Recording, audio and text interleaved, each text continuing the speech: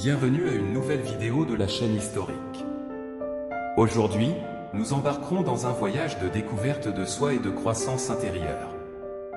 Dans cette vidéo d'une heure, nous explorons le vaste et profond monde du stoïcisme, une philosophie qui a inspiré des générations à trouver le vrai bonheur, la sagesse et la paix intérieure. Tout au long de ce voyage, nous plongerons dans différents aspects du stoïcisme, de la sagesse temporelle de Marc Aurèle aux principes fondamentaux qui peuvent transformer nos vies.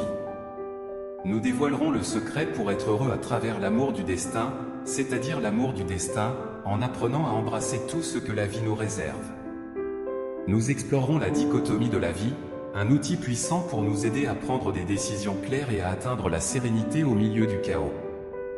Nous identifierons également les 6 habitudes historiques à éviter pour maintenir la tranquillité et la lucidité dans nos vies. De plus, nous découvrirons comment nous pouvons devenir les maîtres de nos propres vies en incorporant la routine historique, en cultivant le calme et l'invincibilité intérieure. Nous apprendrons à appliquer les réflexions de Marc Aurèle pour créer des journées pleines et productives, tout en maîtrisant l'art d'éviter la procrastination, en utilisant le stoïcisme comme notre boussole. Alors, sans plus tarder, commençons notre voyage historique à la recherche d'une vie plus pleine et significative dans ce monde moderne tourbillonnant. Qui vous propulsera vers la grandeur. Réveillez-vous chaque matin avec détermination et émotion, réfléchissez aux 4 vertus cardinales, sagesse, courage, justice et tempérance. Elles sont la boussole morale pour prendre des décisions sages et courageuses, toujours à la recherche d'équilibre dans tous les aspects de la vie. La gratitude sera votre puissant allié. Accueillez la gratitude pour toutes les bénédictions, expériences et personnes qui enrichissent votre existence. Vous découvrirez comment l'appréciation remplit de joie et vous libère de tout vestige d'insatisfaction. Anticipez la journée avec une perspective puissante, pratiquez la visualisation négative en faisant face aux défis potentiels et en vous préparant avec sagesse et sérénité pour vous adapter et grandir face à l'adversité. À travers l'écriture, donnez vie à la magie historique. Tenez un journal où vous consignez vos intentions, émotions et observations. Ce sera un phare de sagesse et de guidance, vous rappelant votre chemin même dans les moments les plus difficiles. Soyez prêts à affronter le monde avec élégance historique, apprenez à maintenir la concentration et la productivité dans un monde plein de distractions. Pratiquez la justice et la compassion dans chaque interaction, ouvrez votre cœur à une compréhension plus profonde de l'expérience humaine. Affrontez le stress avec posture et perspective, en vous rappelant que vous ne pouvez contrôler que ce qui est entre vos mains. La sagesse vous guidera, la nuit arrive, et il est temps de recharger. Réfléchissez aux événements de la journée, apprenez de vos expériences et grandissez à chaque pas, acceptez l'imperfection et engagez-vous à vous améliorer constamment. Fixez vos intentions pour demain et tracez un chemin puissant et courageux, un avenir rempli de sagesse, de courage, de justice et de tempérance vous attend. Soyez l'architecte de votre vie, utilisez le stoïcisme comme votre outil. Personnalisez votre parcours vers le succès en trouvant la formule qui correspond à vos rêves, valeurs et engagements quotidiens. Le stoïcisme est polyvalent, faites le vôtre. Gardez la passion pour votre pratique historique et établissez une routine constante et cohérente. Le stoïcisme vous offre un chemin de transformation et de croissance. Toutes les choses ont contribué à votre progrès, vous devez les inclure toutes dans votre gratitude, comme l'a dit Emerson. Préparez-vous pour la journée avec la visualisation négative. Imaginez les défis et les contretemps possibles qui pourraient survenir. Mais ne vous inquiétez pas, vous êtes prêt à les affronter avec sagesse, courage, justice et tempérance. En contemplant ces scénarios et leurs résultats potentiels, vous développerez une résilience silencieuse prête à s'adapter et à croître face à l'adversité. Cet exercice vous permettra de naviguer à travers les incertitudes de la journée avec calme, sans être ébranlé. Il est maintenant temps de mettre votre sagesse et vos réflexions par écrit. Tenir un journal est un outil puissant utilisé par des historiques tels que Sénèque et Marc Aurèle. Consacrez quelques instants chaque matin pour écrire sur vos intentions, émotions et observations. En le faisant, vous créerez un phare de sagesse et de chaleur qui vous guidera à travers les défis de la vie moderne. À mesure que nous progressons à travers le paysage toujours changeant de la vie quotidienne, nous pouvons être confrontés à des moments qui mettent notre détermination à l'épreuve. Mais ne vous inquiétez pas, le stoïcisme a la réponse. À travers une série de stratégies historiques, vous maintiendrez l'équilibre, cultiverez la résilience et entreprendrez le voyage de la vie avec grâce et force. Lorsque le stress survient, rappelez-vous que la sagesse est en vous. Cherchez refuge dans la raison et la réflexion, concentrez votre énergie sur ce que vous pouvez contrôler et laissez ce qui n'est pas entre vos mains. De cette manière, vous répondrez au stress avec calme, résilience et sagesse. La tâche principale dans la vie est simplement ceci, identifier et séparer les choses pour pouvoir clairement dire ce qui est externe et incontrôlable, et ce qui relève de vos choix et de votre contrôle. Où chercher le bien et le mal n'est pas à l'extérieur, n'est pas incontrôlable, mais à l'intérieur de vous-même, dans vos choix. Rappelez-vous les paroles d'Épictète sur votre chemin vers la gratitude et la résilience. Le stoïcisme vous guidera avec sa sagesse temporelle. Éveillez-vous avec la certitude que chaque jour est une opportunité de grandir, d'apprendre et de devenir plus fort. Embrassez la vie avec un but et une clarté sur le chemin historique vers une vie pleine et significative. Transformez les distractions en opportunités pour atteindre la productivité. Dans le tourbillon de la vie moderne, les distractions guettent constamment, mais comme un historique courageux, cultivez la vertu de la tempérance en pratiquant l'autodiscipline et la modération. Lorsque ces distractions surviennent, acceptez-les, mais dirigez doucement votre attention vers la tâche en cours. Cela nourrira une paix intérieure et vous permettra de tirer parti du pouvoir de votre esprit pour atteindre vos objectifs.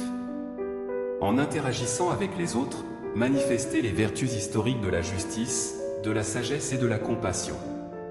Chaque rencontre offre l'opportunité de laisser une impression positive et durable. Soyez conscient de l'impact de vos paroles et de vos actions sur les personnes qui vous entourent. À travers chaque interaction, apprenez, grandissez et approfondissez votre compréhension de l'expérience humaine. Aujourd'hui, vous allez rencontrer des interférences, des gratitudes, des insolences, des déloyautés, mais aussi des volontés et des égoïsmes. Tout cela est dû à l'ignorance des auteurs sur ce qui est bon ou mauvais. Mais de votre part, vous avez depuis longtemps compris la nature du bien et sa noblesse, la nature du mal et sa médiocrité, et aussi la nature du coupable lui-même, qui est votre frère. Pas au sens physique, mais comme un semblable doté de raison et d'une part du divin. Par conséquent, rien de tout cela ne peut vous nuire, car personne ne peut vous entraîner dans ce qui est dégradant. Vous ne pouvez pas non plus vous mettre en colère contre votre frère ni vous fâcher contre lui, car lui et vous êtes nés pour travailler, les pieds ou les paupières d'un homme, ou les rangées supérieures et inférieures de ses dents. Obstruer les autres va à l'encontre de la loi de la nature, et ce qui est irritation ou aversion est une forme d'obstruction. Marc Aurèle nous enseigne à embrasser l'adversité et à prospérer dans la résilience. Dans le voyage de la vie, nous rencontrons des défis inattendus, des moments d'adversité qui peuvent nous renforcer ou nous briser. Comme un historique courageux, considérez ces défis comme des opportunités de croissance. Cultivez le courage et la sagesse pour faire face à l'adversité avec grâce, en pratiquant la visualisation négative. Faites confiance à la résilience interne que vous avez nourrie tout au long de votre parcours historique. De cette façon, vous transformerez les épreuves en leçons précieuses, en étapes sur votre chemin vers la croissance et la réalisation personnelle. Préparez-vous à une nuit pleine de sagesse et de réflexion. Alors que le soleil se couche et que la journée touche à sa fin, dirigez votre regard vers l'intérieur, réfléchissez aux événements de la journée, identifiez les défis, les décisions et les apprentissages. Comme l'a dit Sénèque, je me surveillerai constamment, et plus utile encore, je mettrai chaque jour en revue, car c'est cela qui nous rend mauvais. Aucun de nous ne regarde en arrière sur sa propre vie, nous ne réfléchissons qu'à ce que nous sommes sur le point de faire. Mais nos projets pour l'avenir descendent du passé. Pardonnez-vous et avancez vers l'amélioration personnelle. Pratiquez le pardon envers vous-même avec compassion et compréhension. Reconnaissez que la croissance personnelle est un processus continu. Apprenez de vos erreurs et engagez-vous à vous améliorer. Nouvelle aurore, avec la sagesse acquise au cours de la journée, définissez des intentions pour le lendemain. Incorporez les vertus historiques dans vos actions, décisions et interactions. De cette manière, vous créerez un modèle pour une vie harmonieuse et pleine de sens, guidée par les principes du stoïcisme. Plongez dans une nuit de détente avant de vous livrer au sommeil. Pratiquez des techniques de relaxation telles que la respiration profonde ou la visualisation méditative. Apaisez votre esprit et votre corps en libérant les tensions de la journée, vous plongerez ainsi dans un sommeil réparateur, prêt à accueillir chaque nouveau jour comme une opportunité de croissance et d'apprentissage. Le monde semble capable de nous offrir le meilleur et le pire. Souvent, nous trouvons la joie, la satisfaction, le bonheur, l'amour et la santé. Cependant, à de nombreuses occasions, nous sommes confrontés à la souffrance, à la douleur, à la mort, aux maladies et aux infortunes. La vie, qu'elle soit juste ou injuste, semble être un fleuve dont nous ne pouvons pas contrôler le cours, et souvent, nous devons simplement nous laisser emporter. Épictète a dit de ne pas lutter contre les fils du destin, mais d'embrasser les rames, car c'est seulement en les acceptant que l'on trouve la paix intérieure. Dans le stoïcisme, cette acceptation ou embrassement du destin est connu sous le nom d'amour du destin. Cela implique d'aimer sa propre vie avec toutes ses joies et infortunes, considérant cela comme le cadeau le plus parfait que l'on puisse recevoir. Cela semble très facile à dire, mais impossible à faire. Comment pourrions-nous aimer la souffrance? Comment pourrions-nous montrer de la gratitude, par exemple, pour la mort de nos proches? Comment pourrions-nous trouver de la beauté dans la douleur? Certains pourraient penser que les stoïciens étaient hors de leur esprit en développant une doctrine telle que l'amour du destin. Mais rien n'est plus éloigné de la réalité. Ils savaient parfaitement ce qu'ils disaient parce que, pour un stoïcien comme Marc Aurèle, aimer sa propre vie jusqu'à ces moments clairs et obscurs était la meilleure opportunité pour atteindre la vertu et trouver le vrai bonheur. Marc Aurèle disait « Aime ton destin, quelle que soit sa forme, car c'est seulement à travers l'acceptation de chaque moment que tu peux trouver la véritable sérénité. C'est aimer la totalité de votre existence, y compris vos erreurs et vos échecs, car ce sont des opportunités pour apprendre et grandir en sagesse. » La doctrine de l'amour du destin est sans aucun doute l'une des plus difficiles à pratiquer dans le stoïcisme. Cependant, difficile ne signifie pas impossible, cela signifie simplement que cela nécessite beaucoup d'efforts. N'oubliez pas que les choses difficiles à atteindre sont les plus précieuses. L'amour du destin joue un rôle important dans notre bonheur. Il vaut donc la peine d'essayer de toutes nos forces. Dans cette vidéo, je vais essayer de vous aider à pratiquer la doctrine de l'amour du destin afin que vous puissiez être plus vertueux et heureux. Pour ce faire, je vais diviser la vidéo en deux parties. Tout d'abord, je vais essayer d'expliquer ce qu'est le destin pour un stoïcien et pourquoi il doit être aimé. Ensuite, je vous donnerai 5 conseils pour mettre en pratique cette doctrine et persévérer progressivement. Avant de commencer, je vous serais reconnaissant si vous pouviez mettre un j'aime sur la vidéo car cela aide à diffuser cette philosophie à un plus grand nombre de personnes. Si vous ne voulez manquer aucune vidéo, abonnez-vous et activez la cloche. Je laisserai également un lien dans la description de cette vidéo pour mes autres réseaux sociaux où je partage plus de contenu stoïcien ancien. Les stoïciens anciens croyaient que le hasard n'existait pas. Ils pensaient que tout dans le monde fonctionnait grâce à des lois nécessaires et rationnelles créées par les dieux eux-mêmes. Ils percevaient donc l'univers comme un tout dont les parties étaient en ordre et en harmonie parfaite. Ainsi, tout ce qui se passait dans le monde avait une explication, un but et une raison, c'est-à-dire que tout suivait une loi rationnelle.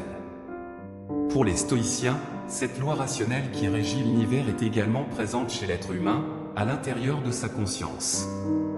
Cela permet à la personne de connaître ce qui est rationnel et vertueux. Par conséquent, celui qui suit ce que la conscience dit devient rationnel et vertueux, tandis que celui qui s'éloigne de la loi de l'univers présente dans l'esprit de l'homme devient irrationnel et s'éloigne de la vertu. Le plan rationnel que le cosmos a établi pour chacun de nous est ce que l'on pourrait appeler le destin. Notre destin individuel fait partie de cet ensemble harmonique qu'est l'univers. Par conséquent, tout ce qui nous arrive, qu'il s'agisse de quelque chose de bon ou de mauvais, et même si nous ne pouvons pas comprendre ou contrôler, est nécessaire et a une explication. Tout obéit à une logique et à un sens, même si nous ne pouvons pas toujours le percevoir. C'est pourquoi, même dans les pires moments, nous devons nous efforcer de voir au-delà de nous-mêmes, accepter l'ordre pour nous et vivre avec sérénité. C'est ce que signifie aimer son destin. Cependant, il est très important de... L'histoire du contrôle est fondamentale. Généralement, les événements de l'univers tels que la santé, la maladie, les catastrophes ou les miracles, la vie ou la mort, ne sont pas sous notre contrôle. Nous ne pouvons pas les changer, c'est pourquoi notre cœur ne doit pas être accablé par eux. Ce qui est sous notre contrôle, c'est notre réponse, notre jugement sur ce qui se passe, notre volonté. Comme Épictète l'a très bien dit, la volonté peut se contrôler elle-même, mais rien d'autre ne peut être contrôlé. Nous avons le grand pouvoir de choisir ce que nous faisons et comment nous réagissons aux circonstances qui nous sont imposées. Nous pouvons choisir de fuir notre propre destin ou de l'accepter et de le affronter comme le chemin qui nous a été assigné, dans lequel nous devons chercher notre bonheur. C'est cela la liberté historique, choisir d'accepter notre destin et d'aligner notre volonté avec la vertu et le bien, ou, d'un autre côté, choisir de rejeter notre réalité et de rechercher le vice et le mal. L'essence du bien et du mal réside dans l'attitude de la volonté, dit Épictète, et Marc Aurèle ajouterait en ce qui concerne les choses qui sont vraiment, mais comme vice et perversité, ces choses ont été mises entre les mains de l'homme par les dieux afin qu'il puisse les éviter s'il le souhaite. Face à n'importe quelle situation, quel qu'en soit le cas, il est entre nos mains de réagir en recherchant le bien ou en recherchant le mal. Par exemple, si nous sommes malades, nous pouvons lutter pour essayer de nous rétablir et vivre de la meilleure façon possible, même en étant malade, ou nous pouvons nous abandonner, agir de manière irrationnelle, ne pas prendre soin de nous-mêmes et nous énerver contre toutes et tous. Si nous recherchons la vertu et le bien et nous ajustons à notre conscience, c'est-à-dire que tout ce qui se passe dans notre vie, soit bon ou mauvais, enrichit notre existence et nous rend meilleurs, nous deviendrons des maîtres des 4 vertus historiques. Les bons moments nous apporteront de la joie, bien que nous devions nous rappeler qu'ils ne seront pas éternels. Rappelez-vous l'enseignement sur la vertu de la tempérance, cela aussi passera. Les mauvais moments nous rendront forts et nous testeront, et bien qu'ils soient très difficiles, ils feront de nous des personnes meilleures à la fin. N'oubliez pas que ces mauvais moments passeront aussi et qu'ils sont tout aussi nécessaires, voire plus, que les moments de bien-être. Ainsi, pour pratiquer l'amour fati, nous avons également besoin de la vertu du courage. Nous devons être courageux pour affronter toutes les tempêtes qui nous surprennent et nous assaillent. Ainsi, celui qui pratique l'amour fati contrôle également les vertus de la justice et de la sagesse, apprenant à donner à chaque moment ce qui lui est dû.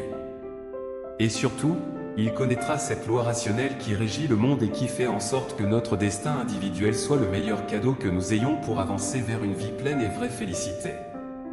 Comme vous l'avez vu, la doctrine de l'amour fati met en mouvement les 4 vertus historiques et nous invite à donner le meilleur de nous-mêmes. Cela implique d'aimer notre propre destin et de comprendre que notre propre vie est la meilleure et la plus belle opportunité que nous ayons pour lutter pour la vertu et pour une existence pleine. Ne pensez-vous pas qu'une vie sans lutte et sans recherche du bonheur ne vaudrait pas la peine d'être vécue? De plus, n'est-il pas vrai qu'il n'y a pas de bonheur sans sacrifice et abandon, sans acceptation de ce qui nous a été donné? Nous devons aimer notre propre destin et aligner notre volonté pour accomplir ce que la raison nous dicte, car c'est le chemin historique vers le véritable bonheur complet. Pour conclure la vidéo, j'aimerais partager plusieurs citations historiques sur l'amour du fati. L'une d'elles dit « Le destin guide celui qui l'accepte et entraîne celui qui refuse de le reconnaître ». Elle souligne également qu'il n'y a personne de moins chanceux que l'homme oublié par l'adversité, car il n'a pas l'opportunité d'être testé. De son côté, Marc Aurèle écrit « Il est propre à l'homme d'aimer et de chercher ce que le destin lui a attribué et préparé », et Épictète pourrait ajouter « Ne recherchez pas que les événements se produisent comme vous le souhaitez, si vous n'aimez pas les événements tels qu'ils se produisent, votre vie ira bien. » Que pensez-vous de la doctrine historique de l'amour du fati? Êtes-vous d'accord avec votre destin? Y a-t-il des circonstances dans votre vie que vous n'êtes pas capable d'accepter, certaines que vous avez embrassées exactement comme elles se sont produites? J'attends votre réponse dans les commentaires. L'homme sera libre s'il reconnaît les liens auxquels il est attaché, car consciemment, il pourra les rompre dans le monde accéléré et en constante évolution dans lequel nous vivons. Souvent, nous nous laissons emporter par des habitudes non seulement contre-productives, mais aussi destructrices. Les stoïciens soulignaient l'importance de se concentrer sur ce que nous pouvons contrôler, nous libérant des chaînes des impulsions incontrôlées et des désirs erratiques et luxurieux. Aujourd'hui, je partage avec vous 6 habitudes destructrices que j'ai moi-même eues et qui sont très courantes dans le monde moderne. Ces habitudes peuvent entraver notre paix mentale, notre croissance personnelle et notre capacité à mener une vie vertueuse. Avant de passer à ces points, je vous demande d'essayer d'être autocritique en vous regardant de l'extérieur. Cela vous permettra d'analyser quelles de ces 6 mauvaises habitudes vous affectent. Vous assumerez ensuite la responsabilité totale de les affronter. La première habitude est de remettre à plus tard les engagements. C'est une habitude insidieuse que nous avons tous tendance à adopter, bien qu'elle puisse sembler inoffensive. Cependant, elle a des conséquences sur ce que nous devons faire mais que nous ne faisons pas. Procrastiner peut conduire à ne pas respecter nos obligations personnelles et professionnelles, nuisant à la qualité de notre travail, affectant notre réputation et la confiance que les autres ont en nous. En valorisant l'intégrité et le respect des devoirs, les stoïciens considéraient le report comme l'une des plus grandes formes de manque de respect envers soi-même. La procrastination entraîne une augmentation du stress et de l'anxiété, car les tâches s'accumulent et les délais approchent. Cette attention constante affecte notre santé mentale et physique, nous éloigne de la clarté mentale et nous éloigne d'un esprit tranquille. Imaginez que vous ayez un projet important avec une date limite. Au lieu de diviser le travail en parties gérables, il est plus réalisable de répartir le travail sur plusieurs jours plutôt que de tout accumuler en une seule fois. L'habitude de remettre à plus tard les engagements est destructrice, allant à l'encontre des principes du stoïcisme, conduisant à une perte de temps, à la non-exécution des obligations et à une augmentation du stress et de l'anxiété. Nous pouvons la combattre en pratiquant la planification, l'autodiscipline et la concentration sur nos responsabilités et nos valeurs. Pour éviter cela, je recommande de ne jamais promettre quelque chose sous une forte émotion, surtout lorsque vous êtes euphorique. Cela se produit parce que les émotions du moment sont souvent la base des décisions, plutôt qu'une réflexion claire. Avant de vous engager, évaluez soigneusement en des moments de solitude. Ne promettez rien lorsque vous êtes heureux et évitez de prendre des décisions impulsives. La deuxième habitude est le mensonge. Le menteur est victime de ses propres peurs et sera plus tard pris au piège par elles. Le mensonge nuit à la vérité. Honnêteté et vérité comme piliers d'une vie vertueuse. Lorsque nous mentons, nous nous éloignons de ces idéaux et compromettons notre propre caractère. De plus, le mensonge réduit la qualité des relations et entraîne une perte de confiance. Les mensonges peuvent ronger la confiance que les autres ont en nous, et lorsqu'un mensonge est découvert, il est difficile de récupérer la confiance perdue. La confiance et le respect mutuel étaient fondamentaux pour les stoïciens dans des relations saines et enrichissantes, entraînant un cycle de mensonges de plus en plus complexe et épuisant. Cela crée un stress et une anxiété inutiles. Par exemple, supposez que vous voyez une nouvelle sensationnaliste sur les réseaux sociaux et que vous la partagiez immédiatement sans vérifier l'information ou considérer la source. Plus tard, vous découvrez que la nouvelle était fausse et vous vous sentez trompé et embarrassé. De plus, en partageant la nouvelle, vous propagez la désinformation et pourriez influencer négativement les opinions et les actions des autres. Croire tout ce que nous entendons est une habitude destructive qui inhibe la pensée critique et nous rend susceptibles à la manipulation et à l'influence indue. Il est nécessaire de vérifier les informations, d'apprendre à contraster les sources et surtout de développer nos propres jugements. Une personne sans critères propres et sans autorité pour appliquer ses propres conclusions. Le quatrième habit est le manque de compétences en communication. La communication efficace est une compétence essentielle dans nos relations personnelles et professionnelles. Il semble que nous ayons perdu la valeur d'une bonne langue et de la capacité de communiquer. Cela se reflète dans les conversations pauvres d'aujourd'hui, où les gens ne s'intéressent plus les uns aux autres et n'écoutent pas vraiment ce que l'autre personne dit. Le manque de compétences en communication peut entraîner des malentendus et des conflits. Les stoïciens reconnaissaient l'importance de l'harmonie et de la coopération dans nos relations, et la mauvaise communication peut mettre en danger ces idéaux. Si nous ne savons pas communiquer efficacement, nous aurons du mal à exprimer nos besoins et nos sentiments, ce qui peut conduire à l'insatisfaction, à la frustration et au ressentiment. Les stoïciens nous enseignent qu'une communication efficace doit être un échange de valeurs entre les participants. Converser avec une autre personne devrait être enrichissant et non futile. Ne pas savoir communiquer est une habitude destructive qui peut entraîner des malentendus, des conflits et des difficultés à exprimer nos besoins et nos sentiments. Je recommande d'élargir vos compétences en communication et votre vocabulaire en lisant ou en consommant un contenu de valeur. La pratique de l'écoute active a été très bénéfique pour moi. Au lieu de penser à comment répondre, concentrez-vous sur la conversation et faites attention à ce que la personne dit. Cela rendra le dialogue fluide et fera en sorte que l'autre personne se sente valorisée en vous parlant. Avec une pratique continue, votre communication atteindra l'excellence. Le 5e habit est la comparaison constante avec les autres. Vous voulez vous en sortir mieux que les autres, mais c'est une habitude récurrente qui peut miner l'estime de soi et la satisfaction dans la vie. La comparaison constante peut conduire à l'insatisfaction et au malheur, car nous trouvons toujours quelqu'un qui semble avoir plus de succès, de richesse ou de talent.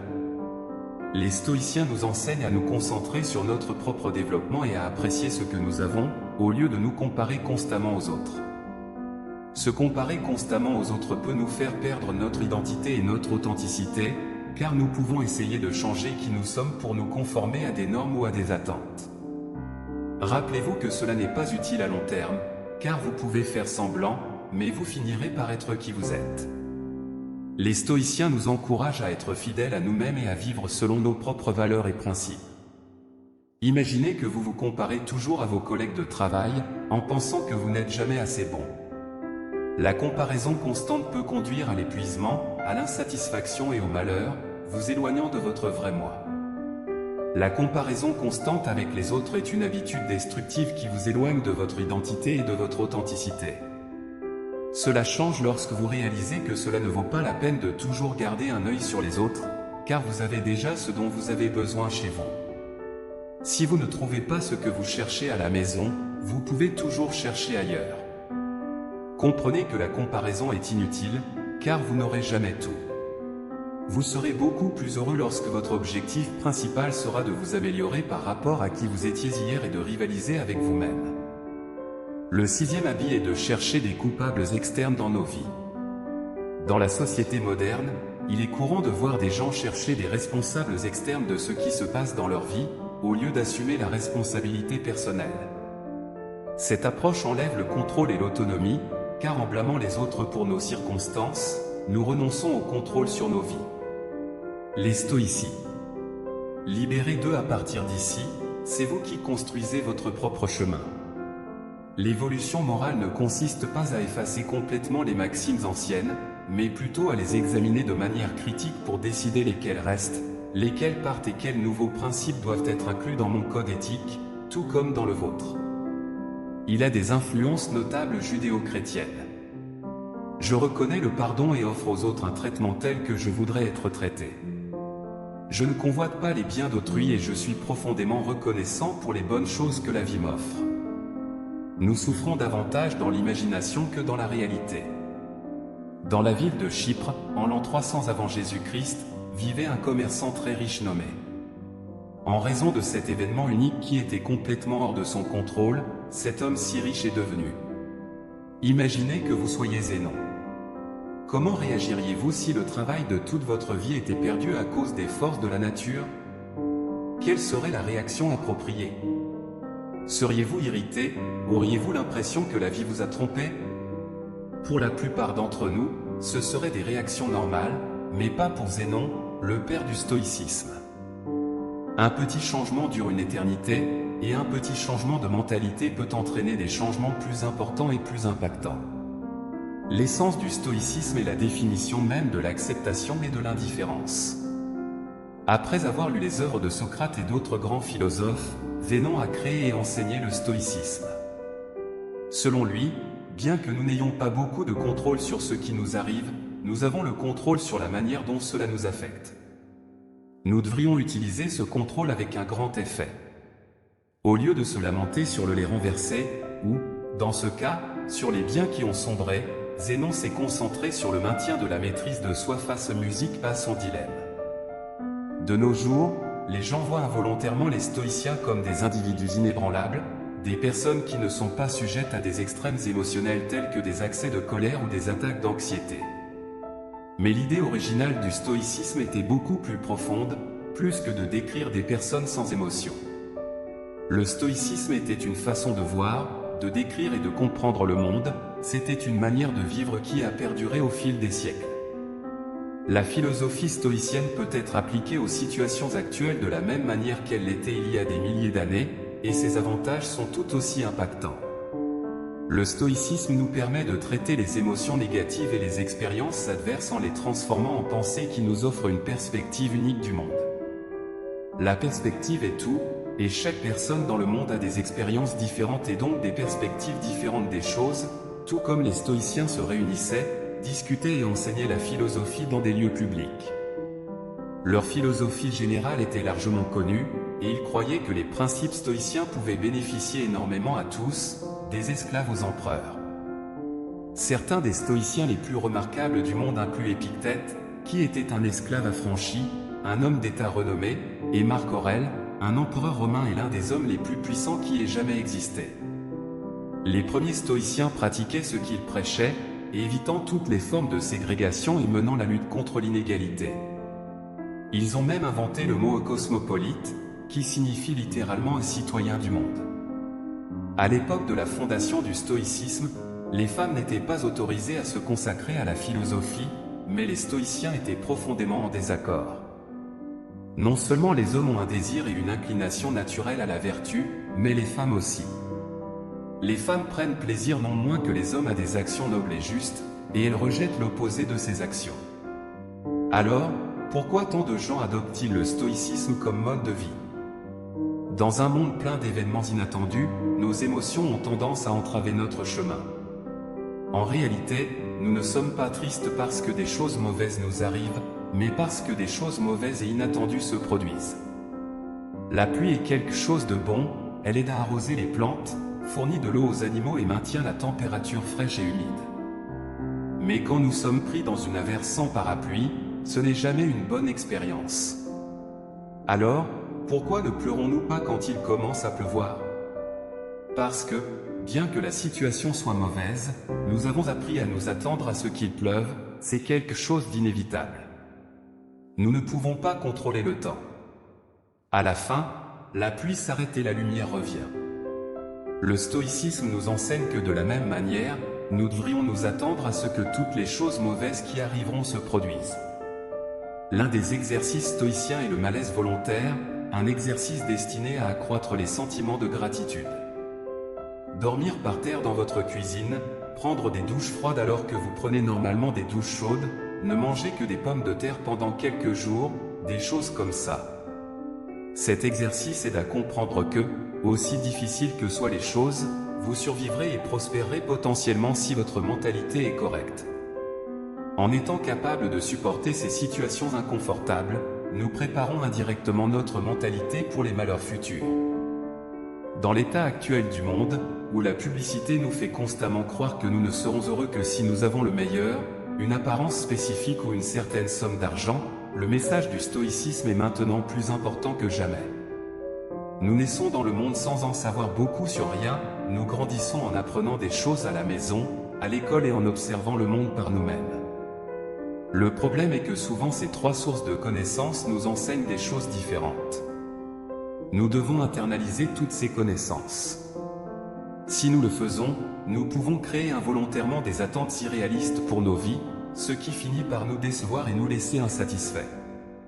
Ce n'est pas une façon de vivre. Nous devrions nous concentrer sur notre amélioration personnelle, pour nous-mêmes. Nous devrions faire des choses pour nous-mêmes et uniquement pour cette raison.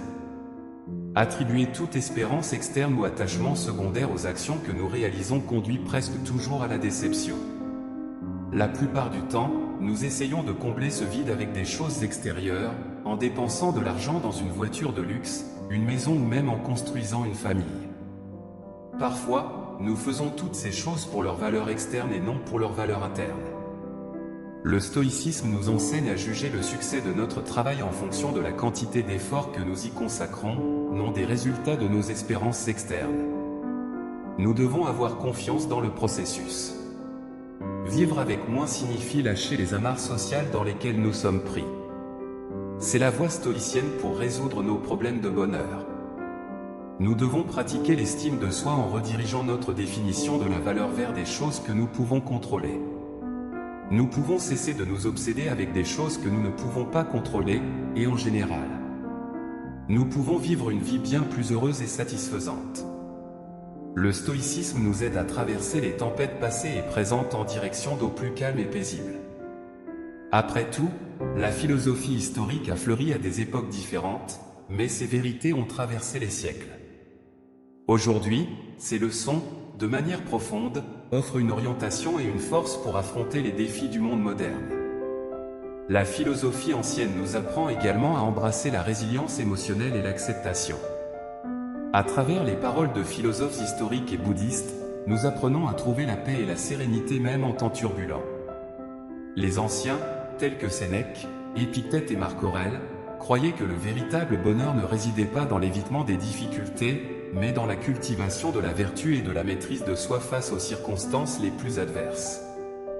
Ils soulignaient l'importance de distinguer ce qui est sous notre contrôle, comme nos attitudes, choix et valeurs, de ce qui ne l'est pas, comme les événements externes et le comportement des autres. En nous concentrant uniquement sur ce que nous pouvons contrôler et en acceptant ce que nous ne pouvons pas contrôler, nous pouvons trouver une paix intérieure durable. La quête du sens et de la signification est une constante humaine. En explorant les œuvres de philosophes existentialistes tels que Sartre et Nietzsche, nous découvrons comment forger un chemin authentique aligné sur nos valeurs les plus profondes. Le stoïcisme nous rappelle également l'importance des relations et de la communauté. En étudiant des penseurs tels qu'Aristote, nous sommes guidés pour construire des connexions authentiques et nourrir des liens qui enrichissent notre parcours. Bien que l'accent des anciens soit mis sur le développement de la vertu et de la maîtrise personnelle, ils ne prônent pas l'isolement ou l'indifférence envers les autres. Au contraire, les anciens croyaient que les relations interpersonnelles et la vie en communauté étaient des aspects fondamentaux pour atteindre la vertu et le bonheur. Sénèque, par exemple, écrivait abondamment sur l'amitié et l'importance de cultiver des relations authentiques et sincères. Il soutenait que l'amitié était l'un des biens les plus précieux de la vie et que nous devrions choisir des amis partageant des valeurs et des objectifs similaires. De plus, il soulignait la nécessité d'être utile aux autres et de contribuer positivement à la société. Ainsi, le stoïcisme, tout comme d'autres systèmes philosophiques, reconnaît l'importance des relations humaines et de la construction d'une communauté saine pour la recherche d'une vie pleine et significative. Il nous encourage à cultiver des connexions authentiques contribuant à notre croissance morale et spirituelle, enrichissant notre parcours personnel. Notre parcours touche à sa fin, mais la quête d'une vie moderne imbattable ne fait que commencer. En incorporant la sagesse ancestrale de la philosophie antique, vous serez armé d'outils pour affronter tout défi et vivre avec authenticité, dessein et force. Rejoignez-nous dans cette quête d'excellence et de transcendance. Inscrivez-vous, partagez et commencez le parcours pour devenir véritablement imbattable, en utilisant la philosophie historique pour vivre une vie moderne emplie de plénitude et de réalisation. Dans cette vidéo, je voulais discuter avec vous de quelque chose qui arrive malheureusement à chacun de nous le matin, quand nous nous réveillons. La plupart d'entre nous n'ont pas envie de travailler ou d'aller à l'école. Nous passons nos journées en espérant que l'heure de quitter le travail arrive pour rentrer chez nous et nous détendre jusqu'au lendemain. Ou nous pensons constamment au week-end et à l'anxiété que nous avons pour qu'il arrive. Détester les lundis est courant, car nous savons que nous aurons une semaine difficile de travail et de responsabilité. Cette sensation désagréable conduit de nombreuses personnes à passer leur journée complètement démotivées et sans envie de rien faire. Malheureusement, ce comportement peut entraîner une dépression ou un grand malheur pour ceux qui en souffrent. Dans le stoïcisme, Marc Aurèle a profondément abordé ce sujet dans ses méditations. Marc Aurèle était un empereur romain qui a régné de 161 à 180 avant Jésus-Christ. En tant qu'empereur de l'Empire romain, il était la personne la plus puissante du monde pendant son règne. Il tenait un journal personnel où il consignait ses réflexions quotidiennes, et de nombreuses années après sa mort, ses réflexions ont été publiées sous forme de méditation. Marc Aurèle écrivait ceci: « Au lever du jour, quand il vous semble difficile de sortir du lit, souvenez-vous de ceci, je dois aller travailler en tant qu'être humain. De quoi aurais-je à me plaindre si je vais faire ce pourquoi je suis né, ou serais-je né pour me pelotonner sous les couvertures et rester au chaud ?» Après cette réflexion, Marc Aurèle dialogue avec lui-même et répond: « Est-il plus confortable au lit que de travailler ? Alors, vous êtes né pour vous sentir à l'aise. Ne voyez-vous pas comment les plantes, les oiseaux, les fourmis, les araignées et les abeilles accomplissent leurs tâches individuelles, mettant de l'ordre dans le monde de la meilleure manière possible, et vous n'êtes pas disposé à faire ce qui est dû en tant qu'être humain? Pourquoi ne faites-vous pas ce que votre nature exige de vous? Il est vrai que nous devons dormir à un moment donné, mais la nature a imposé une limite à cela, tout comme elle l'a fait pour manger et boire. Et vous avez déjà eu assez. » Il continue en affirmant que nous ne nous aimons pas assez pour accomplir nos responsabilités et tâches quotidiennes. Au lieu de nous abandonner à la paresse, nous devrions nous rappeler que nous sommes des êtres humains et que, en accomplissant nos tâches, nous remplissons notre dessein. Assez, car si nous le faisions, nous aimerions aussi notre nature et ce qu'elle exige de nous. Les personnes qui aiment ce qu'elles font s'y consacrent. Parfois elles oublient de se laver ou de manger. Elles ont plus de respect pour leur propre nature que le sculpteur n'en a pour la sculpture, le danseur pour la danse ou l'avare pour l'argent. Lorsqu'elles sont vraiment immergées dans ce qu'elles font, elles préfèrent arrêter de manger et de dormir, abandonner les pratiques de leurs arts. Quand Marc Aurèle parle de travail, il fait référence aux actions qu'un être humain doit accomplir dans sa vie quotidienne, pas seulement au travail professionnel. Avec cette réflexion, nous sommes encouragés à assumer la responsabilité de notre temps dans nos actions. Imaginez s'il n'avait pas agi de cette manière, il ne serait probablement pas considéré comme l'un des 5 bons empereurs de l'Empire romain. En tant qu'empereur, il devait diriger le gouvernement et ne pouvait pas négliger ses tâches, car tous les citoyens de l'Empire romain dépendaient de lui. Cela peut également s'appliquer à notre vie. Nous ne sommes pas nés pour agir comme des plantes, immobiles et sans responsabilité, nous sommes des êtres humains et devons nous comporter en tant que tels. Ne laissez pas la tentation d'un plaisir momentané obscurcir vos jugements. Rien ne vaut le sentiment que vous avez agi correctement de manière responsable. Rien ne se compare à la satisfaction d'un travail bien fait. Vous devez vous lever, vous devez commencer à travailler. N'abandonnez pas vos tâches. Le moment est maintenant, car vous ne savez pas combien de temps vous avez. Marc Aurèle a noté cela dans son journal personnel pour s'en souvenir chaque jour. Nous devrions faire de même. Quand le matin vous n'avez pas envie de vous lever, de remplir vos responsabilités, ou que vous pensez constamment au week-end ou souffrez parce que c'est lundi, rappelez-vous ces paroles de Marc Aurèle. Êtes-vous d'accord avec la réflexion de Marc Aurèle? Avez-vous un truc pour éviter ce type de pensée négative? J'attends votre réponse dans les commentaires. Je laisse ici 10 citations historiques pour vous aider à bien commencer la journée. Le seul chemin vers le bonheur est d'arrêter de s'inquiéter pour des choses qui sont au-delà du pouvoir de notre volonté. Commencez la journée en vous rappelant que la force intérieure est plus précieuse que tout ce qui est externe. Sénèque a dit, ce ne sont pas les choses qui nous dérangent, mais la façon dont nous les percevons. Marc Aurèle affirme, la prospérité de quelqu'un d'autre n'est pas mon malheur. Le secret du bonheur est la liberté, le secret de la liberté est le courage. Sénèque conseille, n'attendez pas que les événements se déroulent comme vous le souhaitez, acceptez-les tels qu'ils se produisent afin que vous puissiez vivre en paix. Épictète médite, ce qui nous tourmente ce ne sont pas les choses en soi, mais notre opinion à leur sujet. La vie est courte, et le seul moment opportun pour rechercher son bonheur est le présent. Épictète rappelle, peu importe ce qui vous arrive, mais comment vous réagissez à cela. Réveillez-vous avec détermination, allez vous coucher avec satisfaction, auteur inconnu. Ce sentiment partagé par les historiques peut servir de puissant rappel des principes historiques et aider à guider votre pensée et votre comportement tout au long de la journée. Probablement, si vous regardez cette vidéo, c'est parce que la procrastination est un problème fondamental dans votre vie. Dans mon cas, la plupart de mes problèmes survenaient en raison de la procrastination. Quand vous cessez de faire ce que vous devez faire et remettez les choses à plus tard, toutes sortes de problèmes commencent à surgir. Votre productivité diminue, l'anxiété fait son apparition dans votre vie, vous commencez à éviter les responsabilités, et le pire de tout est la sensation constante que vous ne faites pas ce que vous devriez faire. Les historiques étaient très préoccupés par la procrastination. Nous avons des exemples de philosophes historiques tels que Sénèque ou Marc Aurèle, qui avaient de nombreuses responsabilités dans leur vie et ne pouvaient pas se permettre de procrastiner.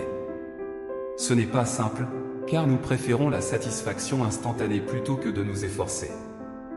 Bien que j'en ai déjà parlé en profondeur dans ma vidéo sur la discipline, que je vous recommande de regarder après avoir terminé cette vidéo, car la discipline et arrêter de procrastiner sont deux tâches qui se complètent mutuellement. Même si ce n'est pas facile, si vous regardez cette vidéo, c'est parce que vous voulez changer, vous voulez commencer à être productif et à être maître de votre esprit et de vos actions. Surmonter la procrastination vous rendra également plus heureux, car vous vous sentirez en paix avec vous-même en agissant de manière responsable.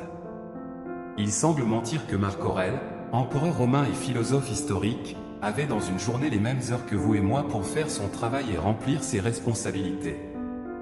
Comment avait-il le temps d'être empereur, de diriger l'empire le plus vaste et le plus puissant de l'Antiquité, de s'occuper de sa femme, de créer des lois, d'assister à des procès, de diriger des armées et de guider le peuple romain pour surmonter une terrible épidémie, tout cela en étant juste et sans succomber aux vices ou aux tentations?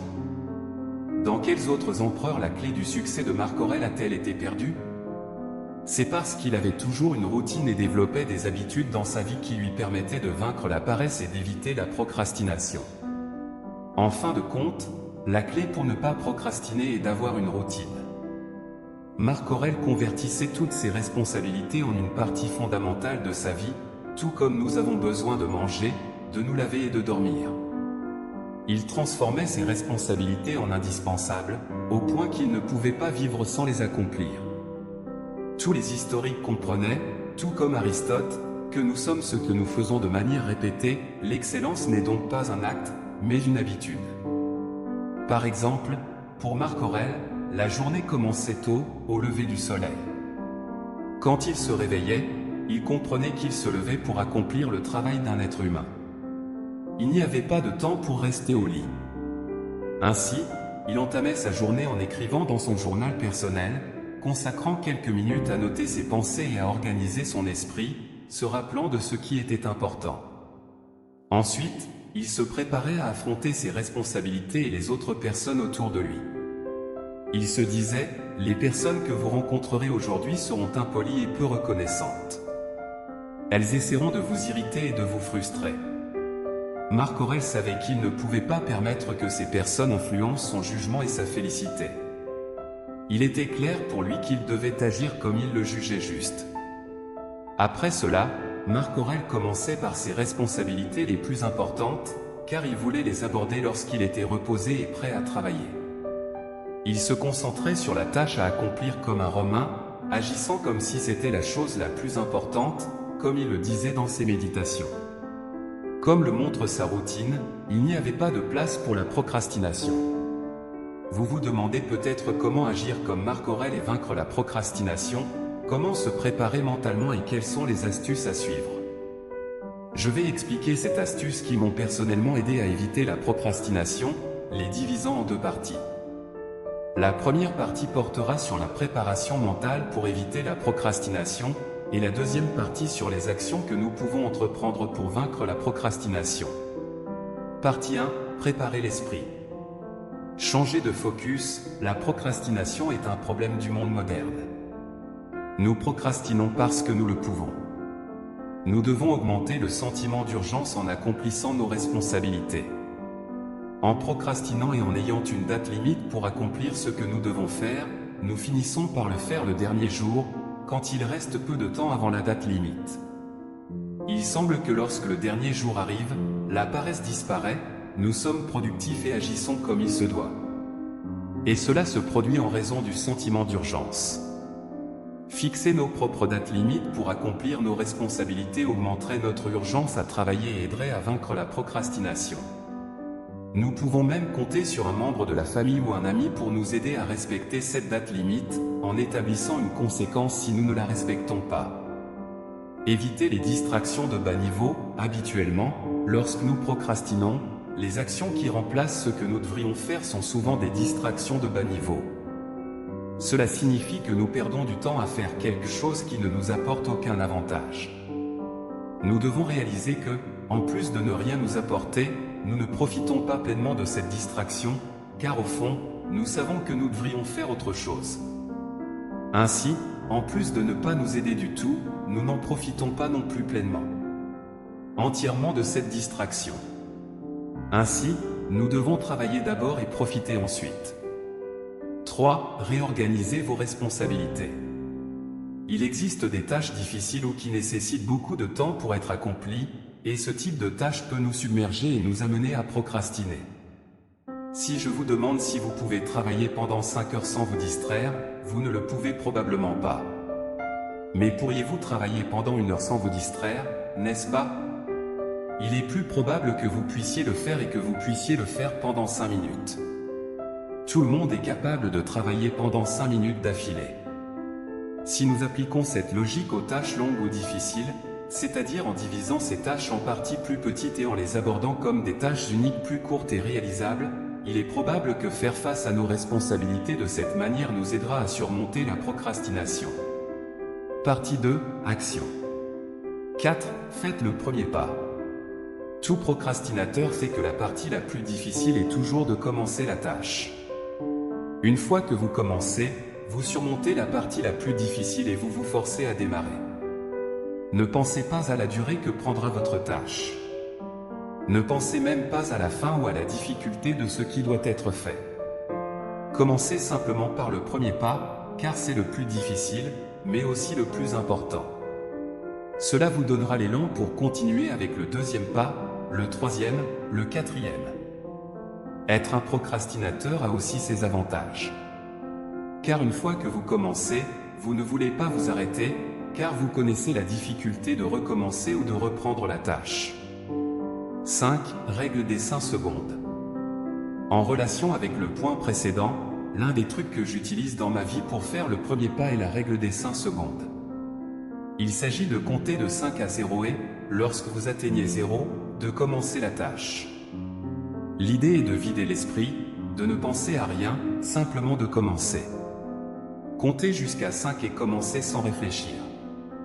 Personnellement, ce truc m'aide beaucoup dans la vie chaque fois que je veux faire quelque chose qui me dérange. Je compte jusqu'à 5 et je le fais sans réfléchir. Si, la technique Pomodoro. C'est un truc pour diviser votre temps de travail en portions plus faciles à gérer, rendant la confrontation de vos tâches plus simple. Il est difficile de commencer à travailler si vous pensez que vous avez 5 heures devant vous, par exemple. Mais si vous divisez ce temps en utilisant la technique Pomodoro, vous serez capable de gérer votre travail plus facilement.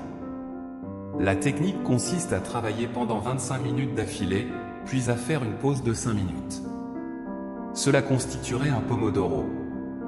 Après 4 Pomodoro, faites une pause de 20 minutes et répétez le processus. Tout le monde est capable de travailler pendant 25 minutes d'affilée. En faisant 4 Pomodoro, nous travaillons 1 heure et 40 minutes à 100% de concentration et nous reposons 20 minutes. Affronter 1 heure et 40 minutes de travail continu est difficile. Nous pouvons nous distraire si nous ne sommes pas à 100% concentrés et peut-être même ne pas commencer parce que nous finirions par procrastiner. Mais avec ce truc, vous pouvez affronter le travail en 25 minutes que tout le monde est capable de faire avec 100% de productivité. Éliminez les distractions. Notre cerveau cherche toujours le chemin le plus facile. Si vous avez le téléphone portable près de votre lieu de travail, une console de jeu ou tout ce qui peut vous distraire, éloignez toutes ces distractions de votre lieu de travail. Concevez un environnement qui rend la procrastination difficile, où la seule chose que vous pouvez faire est de terminer votre tâche. Commencez par identifier ce qui vous empêche de faire le travail et éliminer ces distractions de votre espace de travail pour que la procrastination ne soit pas facile. Vous avez aimé ces conseils pour éviter la procrastination? Appliquez-vous d'autres astuces? J'attends votre réponse dans les commentaires. N'oubliez pas que nous avons besoin de discipline pour appliquer de manière efficace tous les trucs que j'ai mentionnés précédemment. Sans discipline et le désir de vouloir changer, nous n'atteindrons rien. Bienvenue à une autre vidéo de la chaîne historique. Dans la vidéo d'aujourd'hui, nous explorons un sujet fascinant profondément enraciné dans la philosophie historique, la solitude. Les philosophes historiques considéraient la solitude comme un outil d'autodécouverte et de croissance personnelle. Aujourd'hui, nous explorons 10 avantages de la solitude d'un point de vue historique et comment vous pouvez les appliquer dans votre vie moderne. N'oubliez pas de vous abonner et d'activer la cloche pour plus de contenu philosophique. Vous pouvez également partager votre opinion dans les commentaires. Avant de plonger dans les avantages, permettez-moi de vous présenter brièvement le monde du stoïcisme et comment la solitude joue un rôle important dans cette philosophie de vie. La valorisation de la solitude dans le stoïcisme est au cœur de la philosophie stoïcienne. Nous trouvons une profonde appréciation de la solitude. Contrairement à ce que la société moderne perçoit souvent, les stoïciens ne considéraient pas la solitude comme une source de tristesse.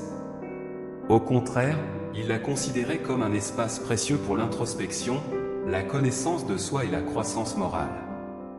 Dans un monde bruyant et plein de distractions, les stoïciens considéraient la solitude comme une sage enseignante, offrant des moments de paix et d'isolement où nous pouvons faire face à nos vrais sentiments, désirs et valeurs sans les masques que nous utilisons.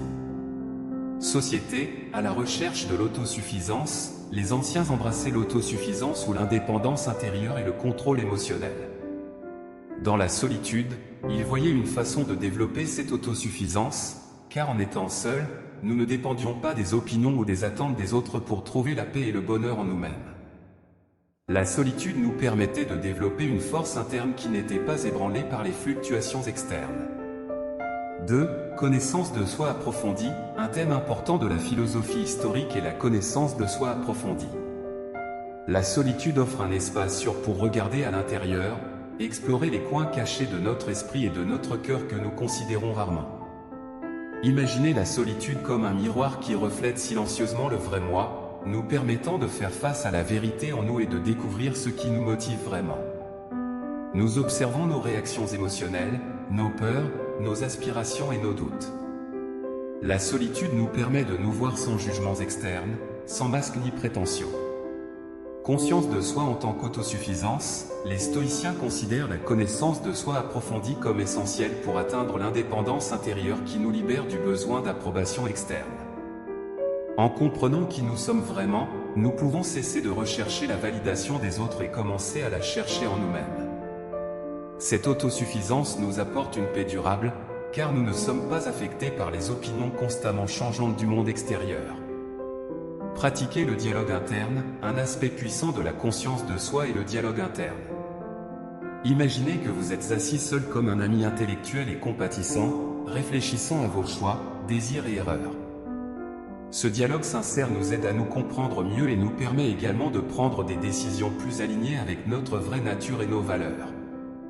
3. Développement de l'autarcie. Nous approfondirons un thème qui résonnait profondément chez les anciens, le développement de l'autarcie. Vous êtes-vous déjà demandé comment atteindre la paix intérieure sans dépendre des circonstances externes? La réponse peut résider dans la solitude et l'indépendance historique. Le pouvoir de l'autosuffisance ou l'autarcie est un concept fondamental dans la philosophie historique. Les stoïciens croyaient en l'importance de cultiver une force intérieure qui n'était pas affectée par les vicissitudes du monde extérieur. La solitude joue un rôle important dans ce processus, car elle nous permet de nous déconnecter des distractions et du bruit du monde pour nous concentrer sur nous-mêmes et réduire l'impact externe. L'indépendance peut être vue comme une armure qui nous protège des influences externes. Lorsque nous sommes constamment entourés par les opinions, les attentes et les jugements des autres, notre paix intérieure devient une lutte constante. La solitude nous permet de nous éloigner de cette influence externe et de commencer à avoir confiance en notre propre sagesse et discernement. 4. Affronter les émotions. Nous aborderons maintenant un sujet qui nous concerne tous profondément, l'affrontement des émotions d'un point de vue historique. Comment faire face calmement à vos émotions? La solitude peut être un allié précieux dans ce processus. Compréhension des émotions. Les émotions sont comme les vagues de l'océan, parfois douces et parfois tumultueuses. Les anciens comprenaient que les émotions faisaient partie de l'expérience humaine, mais reconnaissaient aussi l'importance de ne pas être asservis par elles. La solitude nous offre un espace sûr pour explorer nos émotions sans jugement ou pressions externes. Observation dissociative, imaginez la solitude comme un laboratoire pour observer vos émotions. Lorsque nous sommes seuls, nous avons l'opportunité de voir nos émotions de manière objective, au lieu d'être emportés par elles. Nous pouvons les observer comme des nuages se déplaçant dans le ciel. Cette distance nous permet de réagir de manière plus intelligente, plutôt qu'impulsivement. Technique historique, les anciens ont développé des techniques puissantes pour faire face aux émotions par eux-mêmes. L'une d'entre elles est l'anticipation, où nous imaginons des situations difficiles et pratiquons nos réponses calmes et rationnelles. Une autre technique est la méditation. Sobre la muerte, que nos ayuda a pone nuestra preocupación en perspectiva y vivir el momento presente con gratitud, los histórico creyó que podríamos transformar nuestra emoción en virtu. Por ejemplo, el miedo puede convertirse en valencia, la ira en autodisciplina y la tristeza en resiliencia. La soldad no brinda espacio para reflexionar sobre nuestra emoción, comprender su origen y canalizar su energía en acción virtuosa. 5. Claridad dans la toma de decisión. Ahora, discutiremos un tema de gran relevancia, claridad dans la toma de decisión desde una perspectiva histórica. ¿Alguna vez te has sentido abrumado por las decisiones que debes tomar? La soldad puede ser una guía confiable en este proceso. La batalla decisiva en las encrucijadas de la vida nos rodea, como estrella en el cielo nocturno. A menudo, la confusion y el ruido de las opinión externa pueden dificultar la toma de decisión correcta. La soldad nos ofrece un espacio de silencio y reflexión para considerar nuestra opción con calma y claridad. El refugio de la soldad, imagina la soldad como un refugio en medio de una tormenta. En momento difícil, podemos salvarnos de las voces y expectativa externa para encontrar consuelo interior. La soldad nos ofrece un espacio seguro para gestionar nuestra emoción, reflexionar sobre la situación y encontrar la fuerza para enfrentar los desafíos con valencia. 6. Vision histórica de la adversidad. Los estoicos veían la adversidad como una oportunidad para fortalecer el alma. En la soldad, podemos adoptar una perspectiva histórica y preguntarnos, ¿qué pudo aprender de esta situación? ¿Cómo pudo crecer? A pesar de este desafío, la soldad nos permite transformar la adversidad en una oportunidad para cultivar virtud como la paciencia, la disciplina y la resiliencia. Entrenamiento mental en soldad, al igual que un atleta entrena para obtener fuerza física, en soldad podemos entrenar nuestra mente para enfrentar los desafíos con calma. Los históricos practicaban la anticipación del mal, imaginando obstáculos posibles y cómo responderían con resiliencia e independencia. Esta práctica espiritual nos permite enfrentar los desafíos de manera proactiva. 7. Apreciación de las cosas simples. Profundizaremos ahora en un tema que nos conecta con la alegría y la satisfacción, la apreciación de las cosas simples. ¿Alguna vez has sentido que buscar constantemente más impide tu felicidad? La soldad puede ayudarte a encontrar la felicidad dans la simplicidad. Deseo de simplicidad, en una sociedad dominada por el consumismo y la búsqueda constante de novedad, los históricos nos recuerdan la belleza de la simplicidad. La soldad nos ofrece un espacio para separarnos del ruido y observar las pequeñas alegrías que a menudo ignoramos. Nos invita a disfrutar de los momentos cotidianos y a encontrar satisfacción en lo que ya tenemos. Relation entre satisfaction y soldad, los históricos consideraban la alegría como una virtud esencial para encontrar la paz interior. La soldad nos ayuda a cultivar esta virtud al permitirnos explorar nuestra relación con el constante deseo de más. En soldad, cuestionamos si nuestros deseos son genuinos o si simplement estamos atrapados en la búsqueda desenfrenada de más. El enfoque histórico de la gratitud es un pilar de la filosofía histórica. En soldade, podemos practicar la gratitud reflexionando sobre las bendiciones que hemos tenido en la vida, apreciando la salud, las relaciones, la comodidad y la belleza que nos rodea. Esto nos ayuda a encontrar la felicidad en el presente, en lugar de buscarla constantemente en el futuro. 8. Promoviendo el diálogo interno. Ahora, abordamos un tema que nos invita a sumergirnos profundamente en nuestra mente, promover el diálogo interno. ¿Alguna vez querido tener conversación franca contigo mismo? La soldad puede ser un espacio para descubrirte a través del diálogo, el arte del diálogo interno.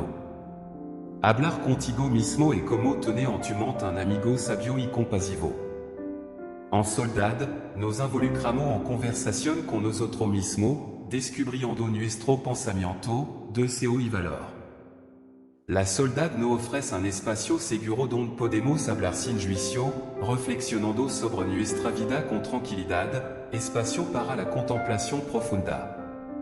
Imagina la soldad como un estudio reflexivo, donde descubre las cuestiones más profundas de tu existencia. Cuando estamos solo, podemos reservar un tiempo para reflexionar sobre nuestra decisión, objetivo y dirección. El diálogo interno nos permite hacer preguntas, desafiar nuestra creencia y explorar nueva perspectiva. El poder de las preguntas profundas, los históricos creyen en el poder de las preguntas reflexivas en el autodescubrimiento. En soldad, podemos hacernos preguntas que despiertan nuestra sabiduría interior. Preguntas como, ¿qué es realmente importante para mí? ¿Qué cualidad deseo cultivar? ¿Y cómo puedo vivir en armonía con la naturaleza? Esta pregunta nos guían hacia un diálogo profundo con nosotros mismos, transformando el diálogo interno en acción. El diálogo interno no es solo pensamiento, sino también acción. En soldad, podemos planificar cómo aplicar nuestra reflexión a nuestra vida cotidiana. El diálogo interno nos ayuda a poner la sabiduría en acción, establecer metas y tomar decisiones alineadas con nuestro valor más profundo. 9. Conexión con la naturaleza y el universo. Ahora, abordamos un tema que nous connecte à l'immensité de l'univers, la connexion avec la nature et l'univers, d'un point de vue historique. Face à l'immensité du monde qui t'entoure, la solitude peut être ton guide pour découvrir cette connexion profonde. Les stoïciens considéraient l'univers comme un grand maître contenant des leçons sur la nature de la vie et de la vertu. En solitude, nous pouvons regarder les étoiles dans le ciel et sentir que nous faisons partie de quelque chose de bien plus grand que nous-mêmes. Cette connexion avec l'univers nous invite à réfléchir sur notre existence et notre rôle dans l'ordre cosmique. Reflet dans la nature, imagine la solitude comme un pont entre ton esprit et la nature. Lorsque nous sommes seuls, nous pouvons nous promener dans la forêt, contempler la mer ou simplement apprécier le coucher du soleil.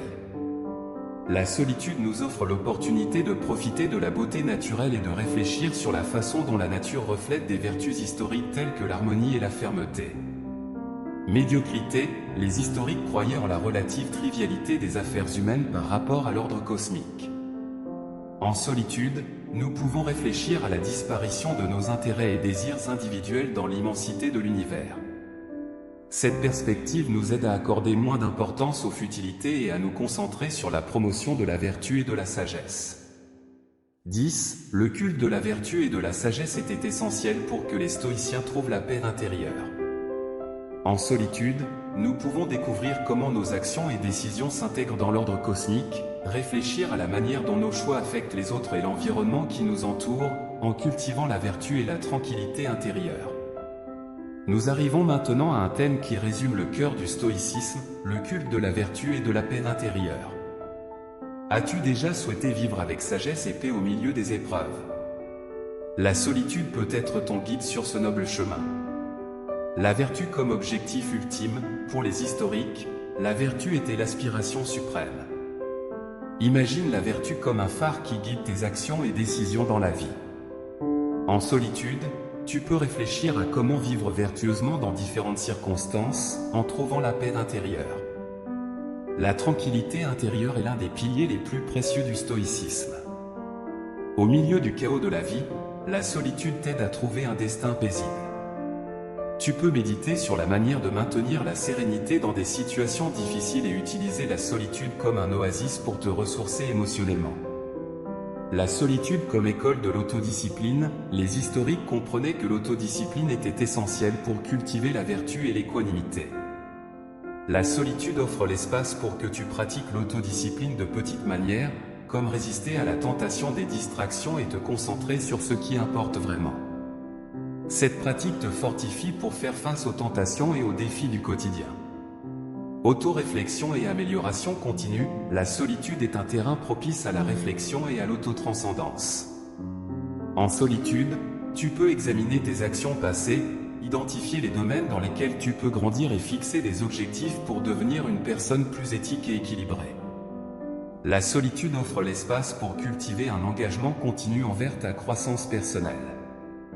Alors que nous naviguons dans la vie moderne, nous pouvons appliquer ces enseignements historiques en trouvant des moments de solitude pour cultiver notre autonomie, faire face à nos émotions avec sérénité, prendre des décisions éclairées, surtout, rechercher la vertu et la tranquillité intérieure. N'oublie pas que tu as le pouvoir de créer des moments de solitude dans ta vie, que ce soit par la méditation, la contemplation de la nature, la lecture réfléchie ou le dialogue avec toi-même. En faisant cela, tu suis les traces des anciens historiques et tu traces un chemin de découverte de soi et de croissance spirituelle. Merci de regarder et de partager ce voyage philosophique avec nous. Si tu as aimé la vidéo, n'oublie pas de mettre un pouce vers le haut et de t'abonner à la chaîne pour plus de contenu inspirant. Laisse un commentaire et partage tes expériences avec la solitude et le stoïcisme. N'oublie jamais que la solitude peut être une alliée puissante dans ta quête pour devenir la meilleure version de toi-même. À la prochaine.